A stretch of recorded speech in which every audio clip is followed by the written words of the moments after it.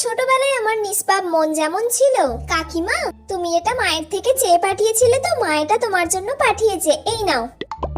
আয় তুই দুটো চকলেট নিয়ে যা। চকলেট? এই ছুটকি, তোর মা আমার নামে বাড়িতে কি কি বলে রে?